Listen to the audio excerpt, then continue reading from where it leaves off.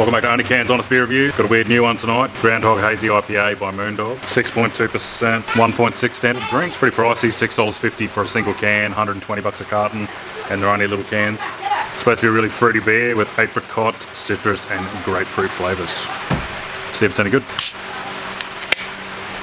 I need to get a cover for that camera. Ooh.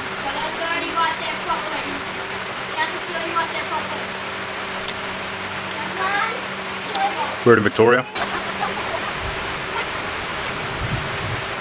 So it's not something you drink a whole carton of. Big taste. Plus the 6.2% on it, plus the price. But a 6-pack or whatever they come in, 6 or 4-pack would be alright. It tastes good. Big fruity taste, big IPA kind of taste, that sort of theme. A lot of things from Moondog seem to be good. The beer can was good. Moondog Lager was good. I'd give it like an 8.5 out of 10. It's pretty good. Easily drinkable. Give that one a shot, let me know what you think. If you'd like to support an episode, grab a stubby cooler. KennyBrody.com. Cheers.